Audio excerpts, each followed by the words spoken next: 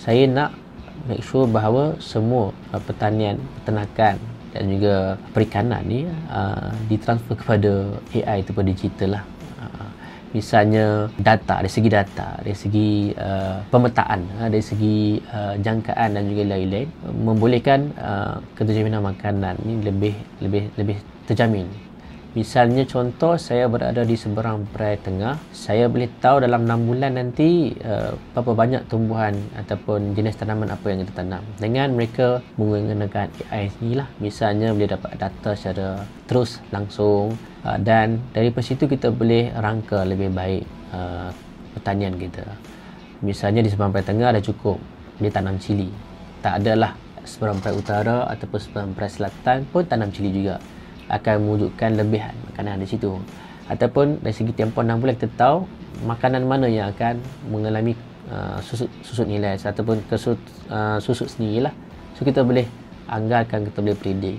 Dalam masa sama pun penggunaan teknologi juga dari segi pertanian ataupun dari segi ternakan dan juga dari segi perikanan, kita boleh membantu bekalan makanan tu sendiri. Sekiranya kita tahu pada 2 tahun akan datang akan mengalami masalah ni, kita boleh standby, kita boleh tahu, kita boleh buat langkah ketahapan supaya tidak akan berlaku masalah-masalah bekalan, kekurangan bekalan dan juga lain-lain.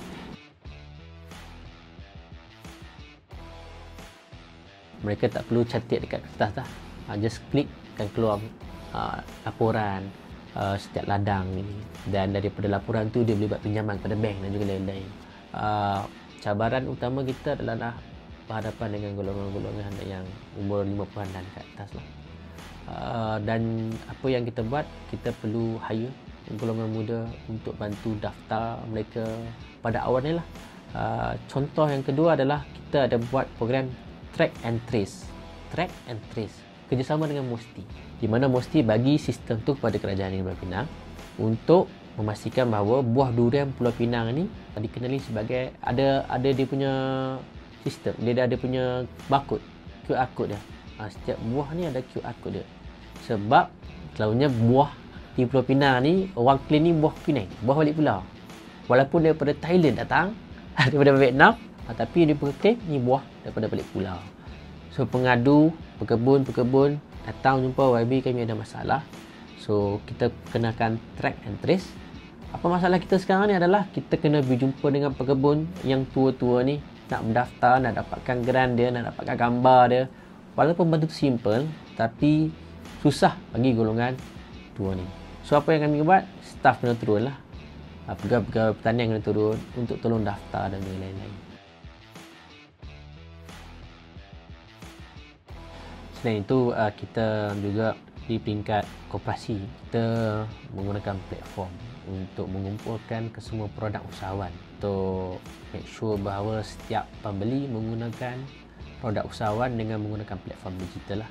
Kita ada satu platform digital yang dipanggil Cashshop Penang, di mana sekiranya saya, orang Pulau Pinang ataupun orang luar Pulau Pinang, nak menyokong produk koperasi di Pulau Pinang, boleh klik cashshop.click ni untuk mendapatkan produk-produk koperasi di Pulau Pinang. Yalah, kadang-kadang kita nak membantu tapi tak tahu nak beli kat mana. So kita menggunakan teknologi lah. So ini antara yang kita cuba buat di Pulau Pinang.